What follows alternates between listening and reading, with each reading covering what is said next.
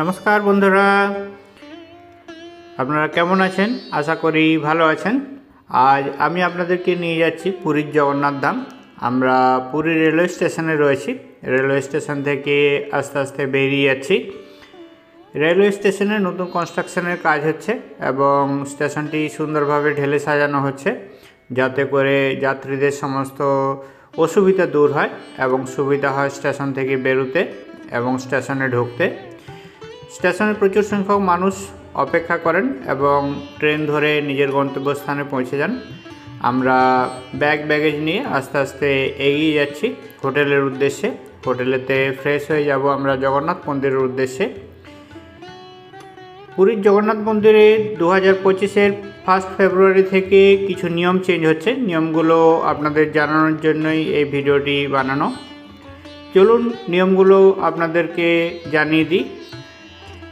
পুরীর জগন্নাথ মন্দিরে প্রবেশের জন্য আগে যে একটি লাইনে পড়তো, সেই একটি লাইন এখন আর থাকছে না। এখন একটি লাইন ভেঙে হয়ে যাচ্ছে 6টি লাইন। মূল যে প্রবেশদ্বার রয়েছে, মূল প্রবেশদ্বারের সামনে থেকেই এই 6টি লাইন থাকবে। 6টি লাইনে একটি থাকবে মহিলা এবং বাচ্চাদের জন্য, একটি থাকবে বয়স্ক বা সিনিয়র সিটিজেনদের জন্য, অন্য আরেকটি থাকবে ফিজিক্যাল হ্যান্ডিক্যাপ যারা তাদের জন্য, এবং বাকি 3টি থাকবে পুরুষদের জন্য। এটি সত্যি একটি সুখবর, কেননা আপনাকে ভিড়ের মধ্যে অনেকক্ষণ দাঁড়িয়ে থাকতে হবে না। লাইনগুলো ভাগাভাগি হয়ে এলে সুবিধা হবে। বাচ্চারা লাইনের মধ্যে যেভাবে অস্থির হয়ে যায়, আবার বয়স্কদেরও অনেকক্ষণ লাইনে দাঁড়িয়ে থাকতে অসুবিধা হয়। সেই জন্য লাইনগুলো হলে সুবিধাই হবে। আমরা পুরীর জগন্নাথের যে রথটি দেখলাম। এখন আমরা জগন্নাথের যে মূল মন্দির রয়েছে, মূল মন্দিরের যে সিংহদ্বার আছে, সিংহদ্বারের সামনে রয়েছি। প্রচুর সংখ্যক আসেন পুরী মন্দিরে। আমরাও এসছি পুরী ধামে। যে 4টি শ্রেষ্ঠ ধাম রয়েছে তার মধ্যে পুরী ধাম হলো শ্রেষ্ঠ ধাম। বদ্রীনাথ ধাম, দ্বারকানাথ ধাম, পুরী ধাম এবং রামেশ্বর ধাম, তার মধ্যে শ্রেষ্ঠ ধাম হলো এই পুরী ধাম। শাস্ত্রে বলা আছে বাকি 3টে ধাম ঘুরে পরে পুরী ধামের দর্শন করতে হয়। আমরা আজ পুরী ধামে এসেছি। কথিত আছে প্রভু শ্রী জগন্নাথ, যিনি ব্রহ্মার স্বরূপ, তিনি বদ্রীনাথ ধামে স্নান করে দ্বারকা ধামে বেশভূষা করে পুরী ধামে অন্নগ্রহণ করেন এবং রামেশ্বর ধামে শয়ন করেন। সেই জন্য পুরী ধামকে অন্নধামও বলা হয়। এবং পুরী ধামের এই ধামগুলো বাদ দিয়েও আর যে ধামগুলোর নাম হিসাবে পরিচিত রয়েছে সেগুলো হলো পুরুষোত্তম ধাম, শ্রীক্ষেত্র, নীলাচল, কেননা এটি নীলাচল পর্বতের উপরে অবস্থিত, এই জন্য নাম রয়েছে নীলাচল, শঙ্খক্ষেত্র। এই অঞ্চলটির শেপটি অনেকটি শাঁখের মতো, সেই জন্য এটিকে শঙ্খক্ষেত্র হিসাবেও বলা হয় 10 অবতার ক্ষেত্র। পুরী মন্দিরটি নতুন করে সংস্কার করা হয়েছে এবং রং করা হয়েছে। আমরা পুরী মন্দিরের একদম সামনের অংশেই রয়েছি। পুরী মন্দিরের 4টি ভাগ রয়েছে। একদম পিছনে রয়েছে মূল মন্দিরটি, তারপর রয়েছে জগমোহন মন্দির, তারপর রয়েছে নাট মন্দির, আর একদম সামনের অংশে রয়েছে ভোগ মন্দির, যেটি সিংহদ্বার দিয়ে ঢুকলে প্রথমেতেই পড়ে। পুরী মন্দিরের প্রবেশের মূল যে দ্বারটি আছে সেটি পূর্ব দিকে মুখ করে আছে। পূর্ব দিকে আমরা সিংহদ্বার মুখের সামনেই রয়েছি। এছাড়া পশ্চিম দিকে যে দ্বারটি রয়েছে এটির নাম রয়েছে ব্যাঘ্রদ্বার। উত্তর দিকে যে দ্বারটি রয়েছে এটির নাম হয়েছে হস্তিদ্বার। আর দক্ষিণ দিকে যে দ্বারটি রয়েছে এর নাম রয়েছে অস্ত্রদ্বার।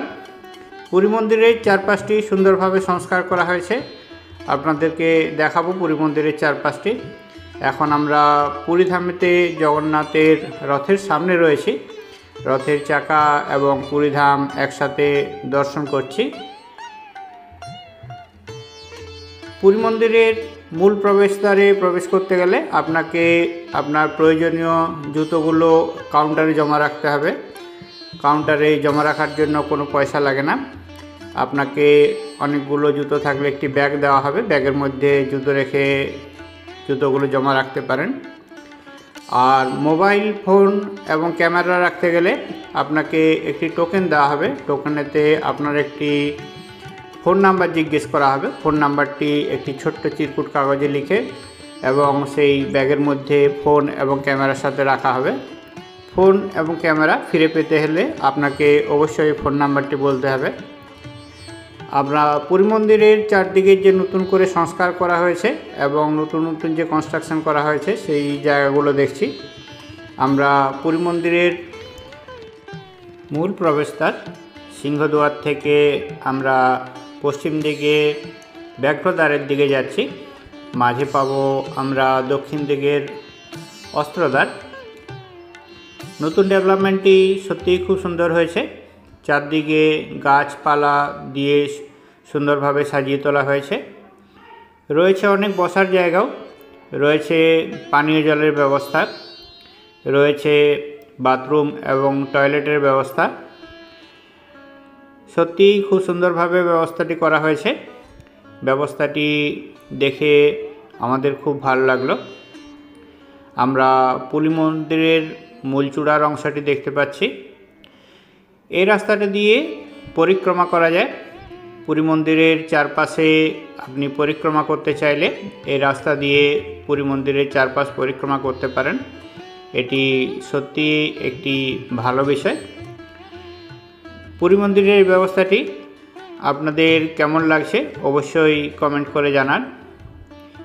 পুরী মন্দিরের চারপাশেতে একটি উঠান রয়েছে। উঠানের দুদিকে দুটি বেড়া বা প্রাঙ্গণ রয়েছে। বাইরের দিকের প্রাঙ্গণটির বেড়াটি অপেক্ষাকৃত উঁচু। সমুদ্রের আওয়াজ যাতে প্রভু জগন্নাথ দেবের কান পর্যন্ত না যায় সেই জন্য বাইরের দিকের প্রাচীরটি উঁচু এবং ভিতর দিকের অংশের প্রাচীরটি অপেক্ষাকৃত নিচু। আমরা এখন অস্ত্রদ্বারের সামনে রয়েছি। পুরী মন্দির সংলগ্ন মন্দিরের ভিতরে এবং বাইরে অনেকগুলো ছোট ছোট এই ধরনের মন্দির রয়েছে। প্রায় 60টি বিভিন্ন দেবদেবীর মন্দির রয়েছে। প্রবেশদ্বারের সামনের অংশে নিরাপত্তা রক্ষীদের দেখতে পাচ্ছি। যারা প্রবেশ করতে চাইছেন তারা সরাসরি প্রবেশ করতে পারেন না, সবাইকে লাইনের মধ্যে আসতে হয়। উত্তর দিকের যে দ্বারটি রয়েছে এখানে অপেক্ষাকৃত লাইন কম পড়ে এবং পশ্চিম দিকের দ্বারটিতেও লাইন কম পড়ে। আমরা এগিয়ে চলেছি পশ্চিম দিক থেকে পূর্ব দিকে। দেখতে পাচ্ছি মন্দির প্রাঙ্গণটি সুন্দরভাবে সাজিয়ে তোলা হয়েছে। পুণ্যার্থীরা ভক্তরা এখানে মনের আনন্দে নিজেদের মতো সময় কাটাচ্ছেন। চ্যানেলটিতে নতুন হলে চ্যানেলটিকে সাবস্ক্রাইব করে আমাদের পাশে থাকুন। ভিডিওটি সম্পূর্ণ দেখুন। ভিডিওটি পছন্দ হলে অবশ্যই একটি লাইক করে দেবেন। আপনার গুরুত্বপূর্ণ মতামত জানাতে ভুলবেন না। আপনার একটি মতামত আমাদের পরবর্তী ভিডিও বানানোর জন্য উৎসাহ দেয়।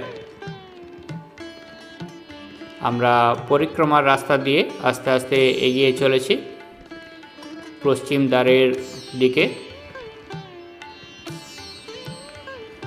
পুরী মন্দিরে ভোগ প্রসাদ গ্রহণ করতে চাইলে মন্দিরের কমিটির যে অফিসটি রয়েছে সেটি উত্তর পূর্ব কোণে রয়েছে। পুরী মন্দিরের অফিসের নাম রয়েছে আনন্দবাজার অফিস। এখান থেকে পুরী মন্দিরের সমস্ত প্রশাসনিক কাজগুলো করা হয়। তার পাশেই রয়েছে কুপনের অফিস। সেখান থেকে আপনারা ভোগের প্রসাদ বা কুপন নিয়ে কুপন সংগ্রহ করে ভোগ গ্রহণ করতে পারেন। পুরী মন্দির এলে অবশ্যই জগন্নাথ দেবের দর্শন করুন এবং ভোগ প্রসাদ গ্রহণ করুন।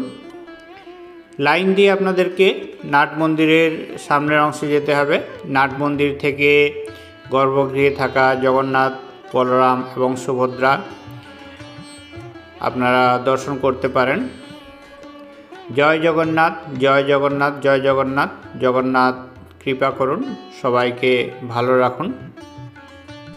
জয় জগন্নাথ স্বামী নয়ন পথগামী ভব তুমে।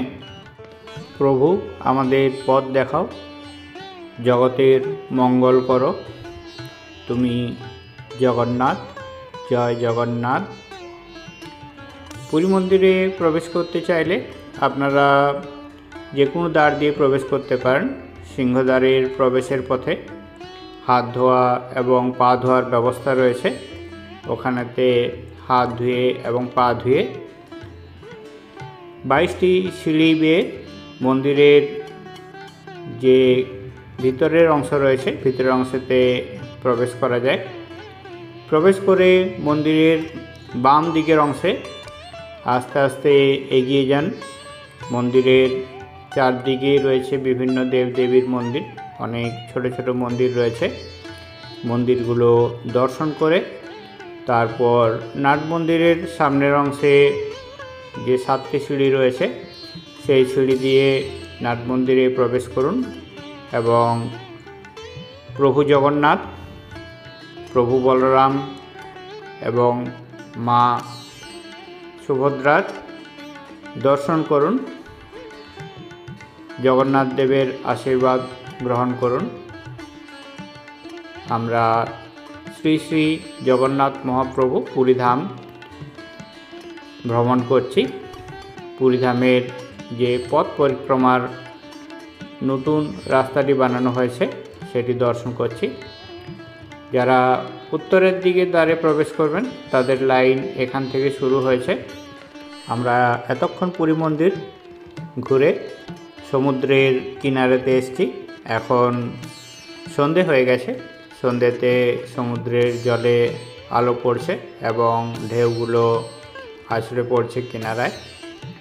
যারা দিনের বেলায় আসতে পারেননি তারা সন্ধ্যের দিকে সমুদ্র সৈকতে এসে নিজেদের মতো সময় কাটাতে পছন্দ করেন।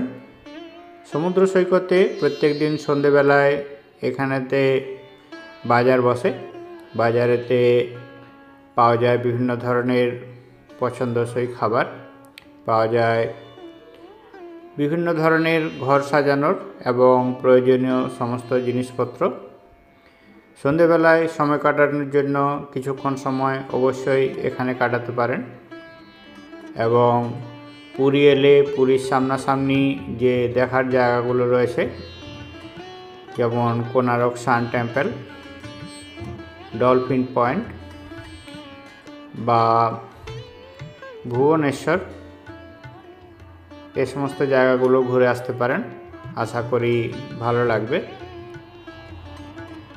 চ্যানেলটিতে নতুন হলে চ্যানেলটিকে সাবস্ক্রাইব করে আমাদের পাশে থাকুন। ভিডিওটি কেমন লাগলো কমেন্ট করে জানাতে ভুলবেন না। সবাই ভালো থাকুন, সুস্থ থাকুন। দেখা হচ্ছে পরবর্তী আরেকটি ভিডিওতে। ভিডিওটি সম্পূর্ণ দেখার জন্য অনেক অনেক ধন্যবাদ।